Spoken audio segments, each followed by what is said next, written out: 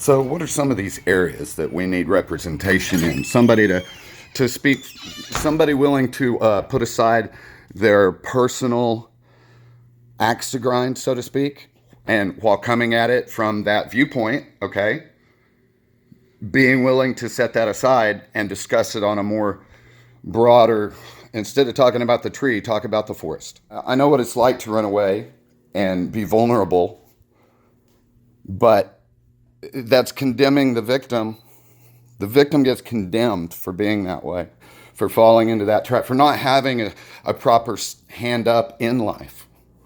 So, you're punishing lost people for circumstances they fall into, and then you're kind of lumping them in with actual human trafficking, which is taking American citizens and transporting them to someplace else in America or outside and forcing them into slave-like conditions. It happens. We know this.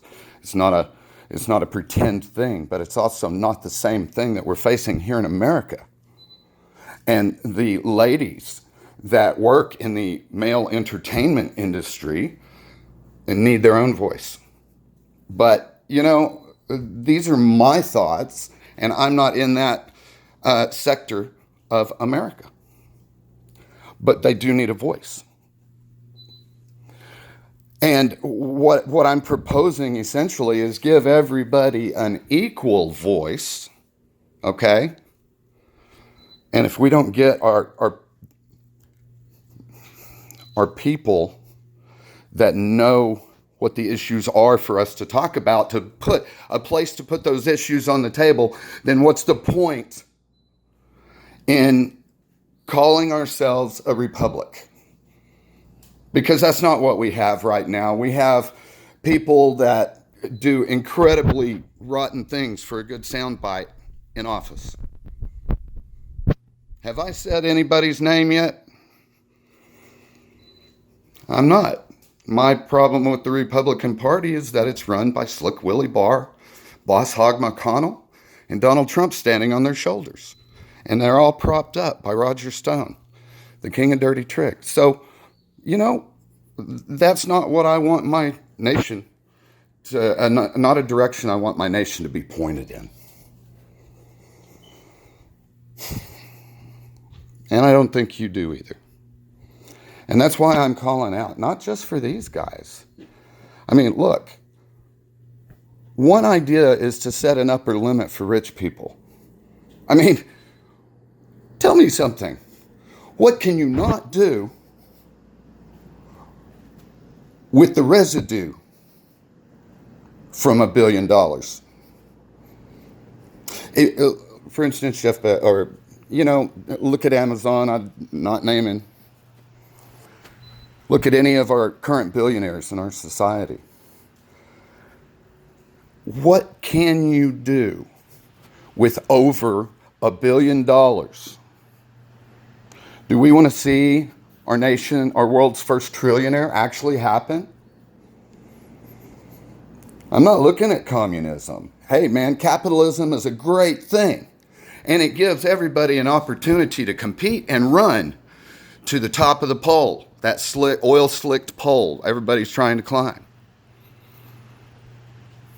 But if it's done in a spirit of fairness and honesty, that's one thing, and this world is not providing that for us.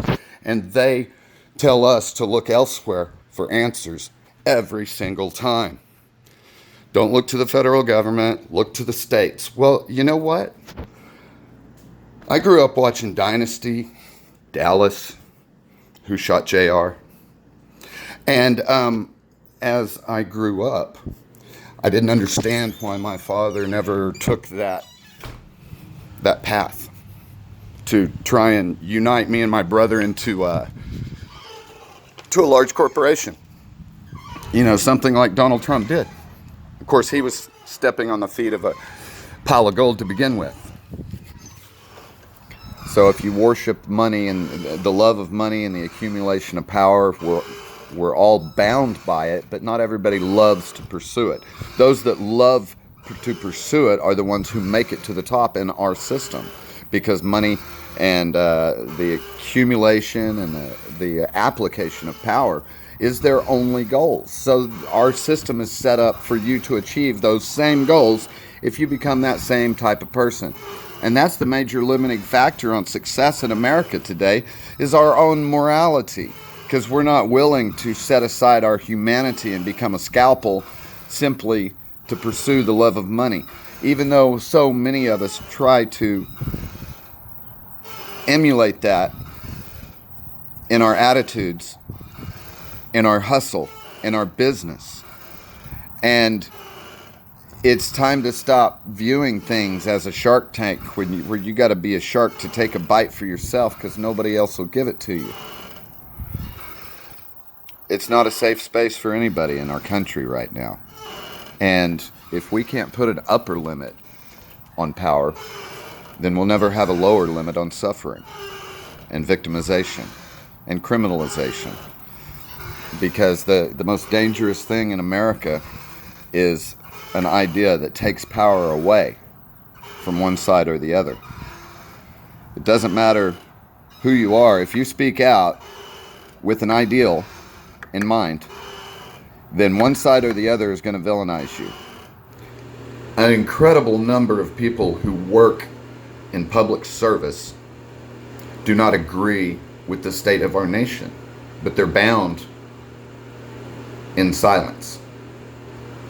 They're unable to speak for themselves to anybody for fear of losing their government protected job. And that's not even being a sellout. That's just surviving in America. So many people would like to be able to participate in making the world a better place. And we're prohibited by actually doing individual good unless it's through a monetary contribution. And yet, there's not an organization out there that really just wants to stand for the human and common good. There are many issues that we need to decide on as a nation. And what I'm calling for is more of our own Congress, our own conference,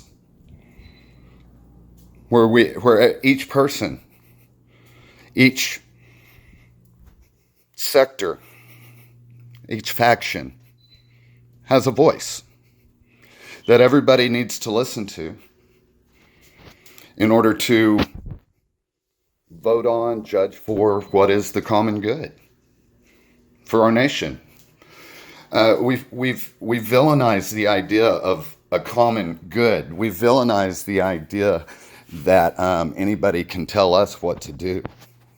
And yet, our entire lives are structured around others telling us what to do.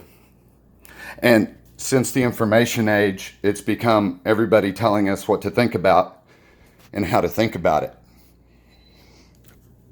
You know, the old Dragnet movies, the old black and white cop movies, just the facts, man. Every time somebody tried to vent or give their opinion about somebody's character or describe them in a derogatory way, that short little dude in a hat would just say, shut up, just the facts. He was polite about it.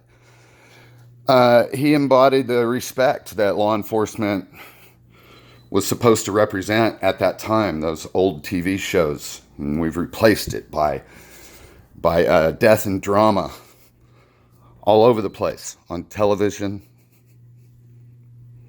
on the radio.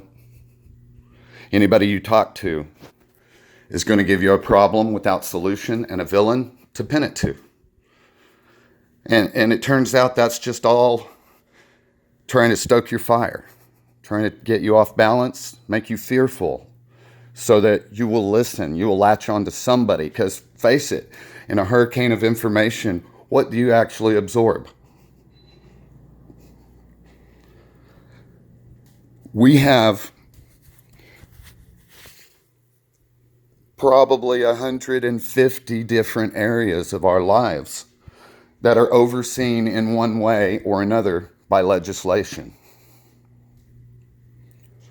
So, what I'm proposing is that we band together as private citizens and examine the law so that we can explain it to ourselves, to our kids, to our neighbors.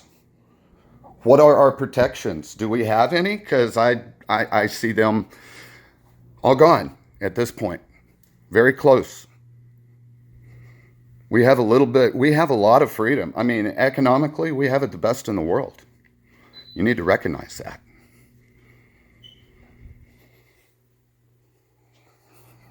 I'm pacing because I've had 3 cups of coffee this morning.